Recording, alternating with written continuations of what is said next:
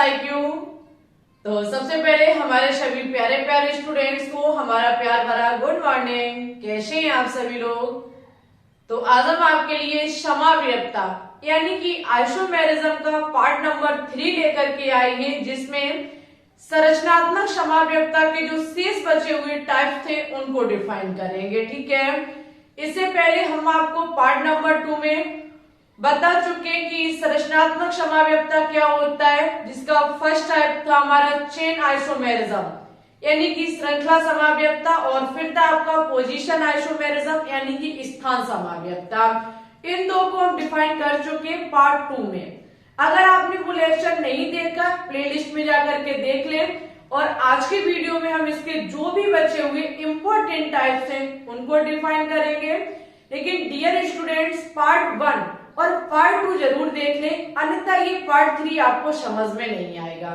It's okay. और isomerism एक very important topic है, वेरी इंपॉर्टेंट, क्योंकि यहां से आपके चाहे हम वनडे एग्जाम किसी की बात कर लें, मेडिकल लाइन में भी आप तैयारी कर रहे हैं, चाहे वो CP net, BHU, RUHS, nursing, paramedical और क्लास 11, 12 ऑल कंपटीशन एग्जाम के लिए बहुत ज्यादा कीमती टॉपिक है। ठीक है, आपको बस छोटा सा काम करना है, कॉपी पेन को उठा लेना है। जैसे जैसे हम चीजों को यहाँ पढ़ाते चले, मेरे साथ कॉपी में नोट डाउन करते रहना है और अपने एक बेहतरीन नोट्स बनाने हैं आपको। ठीक है, जिससे कि एग्जाम टाइम चीजों को रिवाइज कर सकें। ज्यादा समय नहीं लेंगे, डायरेक्ट आज के टॉपिक पे बात करेंगे। ठीक है, तो चलिए हम सबसे पहले बात करेंगे मध्याव्ययता पर। It's okay. तो देखते हैं कि मध्याव्ययता क्या होता है। बात करेंगे मध्याव्ययता यानी कि मेटामेरिज्म। डियर स्टूडेंट्स, पिछली क्लास में हमने बात की थी श्रृंखला समाव्ययता की और स्थान समाव्ययता की। श्रृंखला समाव्ययता हमारा क्या था कि जिसमें दो समान यौगिक जिनका अणुसूत्र तो समान है। आपको पता है अगर समाव्ययता शब्द जुड़ा है तो अणुसूत्र समान होगा, ये कंफर्म है। ठीक है, यानी कि दो यौगिक जिनका अणुसूत्र तो समान है, लेकिन जो मुख्य चेन बन के तैयार हो रही है उसकी स्थिति में अंतर है। ठीक है, माना कि अणुसूत्र तो समान है दो यौगिकों का, लेकिन एक यौगिक में मुख्य चेन 4 कार्बन की बन रही है तो एक में 3 की बन रही है। ये था हमारा श्रृंखला समाव्ययता। वहीं पे स्थान समाव्ययता क्या था, जिसका अणुसूत्र तो समान है लेकिन जो मुख्य चेन है उससे जो आपका या 2 आबंध लगा है, त्रिआबंध लगा है, या फिर क्रियात्मक समूह, प्रतिस्थापी समूह, उसकी स्थिति अलग अलग है। कहीं तो डबल बॉन्ड तीसरे कार्बन पे लगा है तो कहीं 5वें कार्बन पे लगा है। ये स्थिति हमें बताती है कि हमारा स्थान समाव्ययता होगा। वहीं पे हमने आपको मैजिक नंबर ट्रिक भी दिखाई थी। मैजिक नंबर ट्रिक में क्या था कि अगर magic number trick x, y का मान समान आ रहा है तो स्थान समाव्ययता होगा, और अलग अलग आ रहा है तो श्रृंखला समाव्ययता होगा। हर चीज को हमने अच्छे से डिफाइन किया था। और आज की क्लास में हमारा तीसरा है मध्याव्ययता यानी कि मेटामेरिज्म। ये क्या होता है? समान अणुसूत्र। समाव्ययता की बात तो अणुसूत्र समान होगा, लेकिन क्रियात्मक समूह के दोनों तरफ परमाणुओं या समूहों की अलग अलग स्थिति मध्याव्ययता कहलाती है। कोई भी हम क्रियात्मक समूह ले लें, कोई भी हम फंक्शनल ग्रुप ले लें, उसके इधर साइड भी हमारा कोई ना कोई परमाणु या हम कहें कोई ना कोई समूह कनेक्ट होगा, और इधर साइड भी हमारा समूह कनेक्ट होगा, लेकिन होगा क्या, स्थिति दोनों की अलग अलग होगी। इसे ही मध्याव्ययता कहा जाता है। जरा एग्जाम्पल पर गौर करेंगे। एग्जाम्पल बड़ा ध्यान से समझना इसका। एग्जाम्पल क्या कहता है? CH3 CH2, यहां भी सिंगल बॉन्ड लगा लो। ठीक है, NH single bond CH2 single bond CH3। ठीक है, अगर हम अब बात है दो यौगिक ही होंगे तभी तो हम समाव्ययता चेक कर पाएंगे। दूसरा है हमारा CH3 NH CH2 CH2 CH3। हमने दो समान अणुसूत्र वाले यौगिक लिए। अगर हम इधर कार्बन और हाइड्रोजन प्लस नाइट्रोजन की संख्या को देखेंगे तो जितनी इधर निकल के आएगी उतनी ही इधर निकल के आएगी। हम कह सकते हैं कि दोनों में अणुसूत्र समान है। जरा गौर करेंगे, 1 2 3 4, 4 कार्बन है, 3 2 5, 5 और 1 6, 6 2 6 और 2 8, 8 और 3 11, यानी कि 4 कार्बन 11 हाइड्रोजन और 1 नाइट्रोजन। इधर देखेंगे तो 1 2 3 4, 4 कार्बन 3 और 2 5 तो 7 और 3 7 और 3 10 और 1 11 और 1 नाइट्रोजन। Carbon 4 hydrogen 11 nitrogen 1। वही स्थिति इधर भी थी, यानी कि हम दोनों में देखेंगे तो अणुसूत्र तो समान है, लेकिन इसमें प्रेजेंट प्रतिस्थापी समूह जिसके दोनों तरफ परमाणु या हम कहें समूह लगे हुए हैं उनकी स्थिति अलग अलग है। यहाँ पर फंक्शनल ग्रुप कौन सा है? NH। यहाँ पे फंक्शनल ग्रुप कौन सा है? NH। अगर यहाँ इधर साइड हम देखेंगे लिखा हुआ है दोनों तरफ परमाणुओं या समूहों की स्थिति अलग अलग होती है। इधर हमारे 2 हाइड्रोजन और 5 कार्बन है, इधर देखेंगे तो 2 कार्बन और 5 हाइड्रोजन है। वही इधर है 2 carbon 5 hydrogen, 2 carbon 5 hydrogen. But इधर देखेंगे तो इसके एक तरफ 1 कार्बन 3 हाइड्रोजन, ठीक है, 1 कार्बन 3 हाइड्रोजन। और इधर देखेंगे तो 3 हाइड्रोजन 3 कार्बन और 7 हाइड्रोजन है। कहने का मतलब है अणुसूत्र दोनों में समान है, दोनों का अणुसूत्र तो समान है, लेकिन किसमें भिन्नता है? क्रियात्मक समूह के इधर उधर लगे समूहों में या फिर कहीं परमाणुओं में, ठीक है, इनकी स्थिति में भिन्नता है। अणुसूत्र दोनों के समान है, लेकिन डियर स्टूडेंट्स जब बीच में कोई फंक्शनल ग्रुप लगा होता है और इसके इधर और उधर अगर कोई भी समूह लगा हुआ है उनकी स्थिति में भिन्नता है तो हमारा क्या हो जाएगा?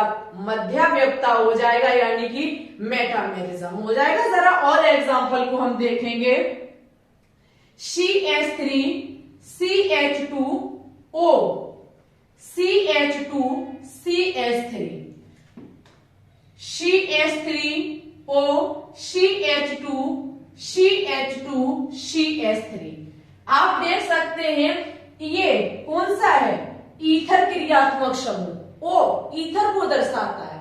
ईथर क्रियात्मक समूह जिसके एक तरफ 2 कार्बन 5 हाइड्रोजन, एक तरफ 2 कार्बन 5 हाइड्रोजन, एक तरफ 1 carbon 3 hydrogen, 3 hydrogen 3 carbon 7 hydrogen. ये है क्रियात्मक समूह के दोनों तरफ परमाणुओं की अलग अलग स्थिति। यही हो जाएगा डियर स्टूडेंट्स हमारा मध्याव्यक्ता यानी कि मेटामेरिज्म। कुछ नहीं, यहाँ कोई भी क्रियात्मक समूह हो सकता है।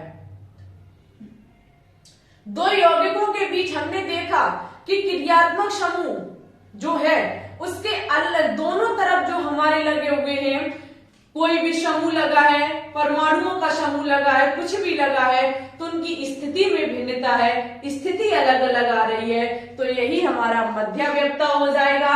और लेकिन दोनों का अणुसूत्र समान है, ठीक है। बहुत इजी है मध्याव्यक्ता, बहुत ज्यादा इजी। कुछ मध्य को फंक्शनल ग्रुप को पकड़ लो और स्थिति को देख लो कि कैसी आ रही है दोनों तरफ।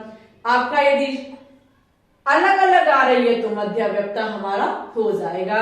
It's okay dear students. चलिए अब हम नेक्स्ट पर बात करेंगे क्रियात्मक समूह समाव्यक्ता पर, ठीक है। इसकी ले लीजिए स्क्रीनशॉट।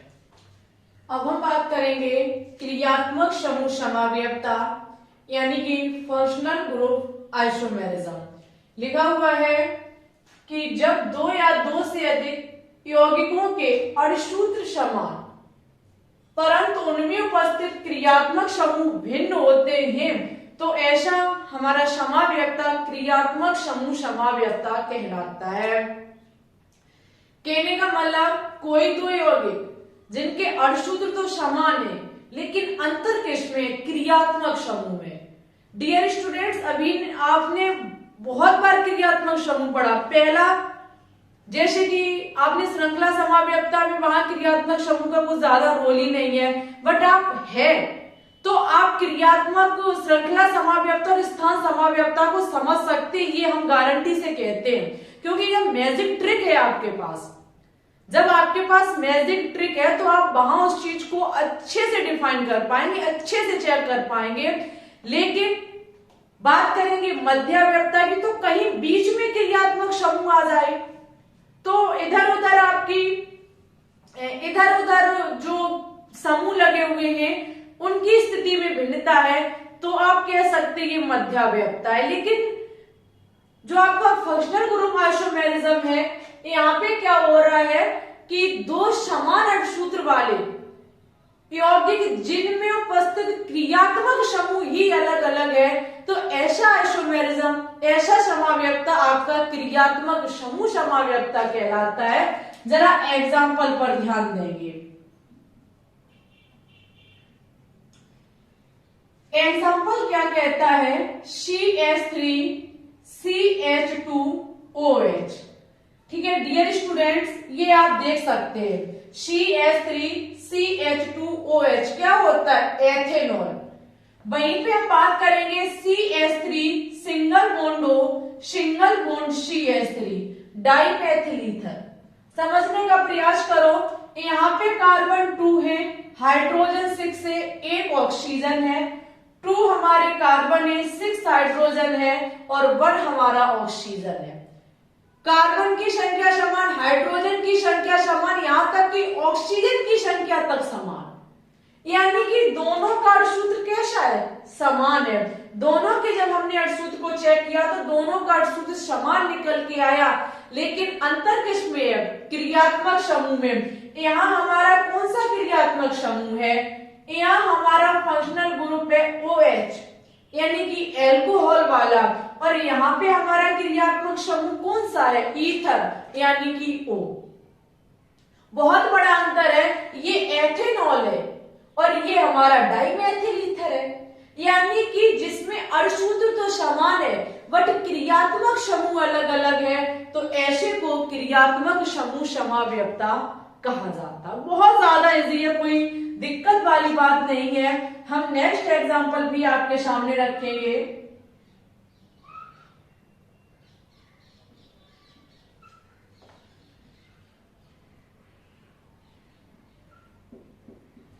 आप सभी लोग देख सकते हैं, आप सभी लोग यहां देख सकते हैं, इसको देखिए, इसको देखिए, यहाँ पे 1 कार्बन, 2 कार्बन, 3 कार्बन और 4 कार्बन, 1 कार्बन, 2 कार्बन, 3 कार्बन और 4 कार्बन। दोनों में देखेंगे C4H8O, C4H8O, दोनों का अणुसूत्र समान है, लेकिन अंतर किसमें, क्रियात्मक समूह में। पता कैसे, यहाँ क्रियात्मक समूह देखेंगे, ये यहाँ कार्बन है, C डबल बॉन्ड O, कीटो क्रियात्मक समूह हमारा होता है, और यहाँ कौन सा क्रियात्मक समूह है, OH। कौन सा क्रियात्मक समूह है, OH यानी कि एल्कोहल।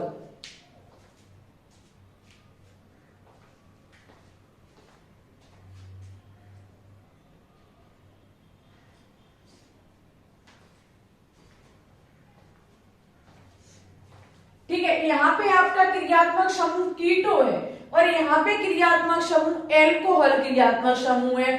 आप कहोगे मैम जी तो क्या ये मेटामेरिज्म नहीं हो सकता, मध्याव्यक्ता नहीं हो सकता है? बिल्कुल नहीं हो सकता है। यहाँ आप देखेंगे खुद क्रियात्मक समूह कोने पर लगा हुआ है और यहाँ देखेंगे बीच में है क्रियात्मक समूह।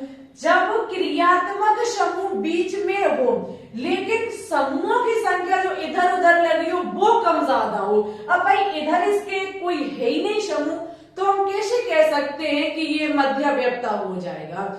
मध्याव्यक्ता का सीधा सिद्धांत है कि क्रियात्मक समूह बीच में होना चाहिए, इधर उधर जो समूह लगे हुए हैं उनकी स्थिति में अंतर होना चाहिए। यहाँ बीच में लगा है, लेकिन ये कोने पर लगा क्रियात्मक समूह, तो ये हमारा मध्याव्यक्ता का एग्जाम्पल हो ही नहीं सकता। जब हमें दो क्रियात्मक समूह दे दिए जाएं, दो समान अणुसूत्र वाले यौगिक दे दिए जाएं, जिसमें लगा फंक्शनल ग्रुप अलग अलग है, तो वो हमारा क्रियात्मक समूह समावयवता यानी कि फंक्शनल ग्रुप आइसोमेरिज्म कहलाएगा। डियर स्टूडेंट्स, पांचवा है आपका चर्याव्यवता, वो मेडिकल लाइन से आउट है। ठीक है, जो आप वनडे एग्जाम मेडिकल लाइन की तैयारी कर रहे हैं वो आउट है सिलेबस से, इसलिए हम उसको नहीं कराएंगे। कल की क्लास में हम आपको कराएंगे त्रिविम समावयवता। ठीक है डियर स्टूडेंट्स, अगर हम श्रृंखला समावयवता की बात करें, एक बार हम चीजों को दोबारा से रिवाइज कराएंगे। चेन आइसोमेरिज्म क्या था, जिसमें अणुसूत्र समान लेकिन मुख्य चेन की स्थिति में अंतर था, वो चेन आइसोमेरिज्म। और वहीं पे स्थान पोजीशन आइसोमेरिज्म, यानी कि आपका अणुसूत्र तो समान लेकिन जो प्रतिस्थापी समूह है, क्रियात्मक समूह है, दो आबंध या त्रिआबंध है, इसकी स्थिति में भिन्नता, वहां मैजिक ट्रिक का भी यूज आप कर सकते हैं। वहीं पे मध्याव्यक्ता का मतलब हुआ कि कोई भी समान अणुसूत्र वाले यौगिक जिसमें बीच में जो आपका क्रियात्मक समूह है उसके इधर उधर जो भी समूह लगे हुए हैं उनकी स्थिति में भिन्नता होनी चाहिए। और क्रियात्मक समूह समावयवता कहता है कि दो समान अणुसूत्र वाले यौगिक जिनमें क्रियात्मक समूह ही अलग अलग लगे हुए हैं, तो वो हमारा क्रियात्मक समूह आइसोमेरिज्म समावयवता हो जाएगा। ठीक है, चारों अच्छे से आपके हमने कंफर्म कराए, अच्छे से क्लियर कराए। आपको कितना समझ में आया, कितना नहीं आया, कमेंट बॉक्स में कमेंट करके जरूर बताएं। डियर स्टूडेंट्स, डेली शाम 6 बजे हमारी लाइव स्ट्रीम चलती है, जिसमें हम आपको छोटे छोटे केमिस्ट्री के टॉपिक कराते हैं प्लस क्वेश्चंस भी कराते हैं। ठीक है, तो डेली शाम 6 बजे क्लास जरूर लिया करें। टेलीग्राम चैनल को ज्वाइन कर लें, लिंक डिस्क्रिप्शन में डली हुई है। और प्यारे स्टूडेंट्स, अगर आपको आज की वीडियो अच्छी लगी हो, कुछ यहाँ से नया सीखने को मिला हो, तो प्लीज वीडियो को लाइक, शेयर और चैनल को सब्सक्राइब कर लें। ठीक है, और कंटिन्यू आपको क्लास मिलेगी ऑर्गेनिक केमिस्ट्री। जहां तक है हम आपको भरोसा दिलाते हैं कि दिसंबर लास्ट तक हम खत्म कर देंगे, फिर आपके इनऑर्गेनिक केमिस्ट्री पे चर्चा करेंगे। बट ये टॉपिक इंपॉर्टेंट था, कहां तक आपको समझ में आया बताइएगा जरूर। ठीक है, कुछ होमवर्क नहीं है, बस यही आपको बताना है कि चीजें आपको अच्छे से समझ में आ रही है या नहीं आ रही है। आज के लिए बस इतना ही रखते हैं, अपना ख्याल रखना, अच्छे से पढ़ते रहना, आगे बढ़ते रहना। Thanks for watching this video. जय हिंद, जय भारत, ऑल द बेस्ट।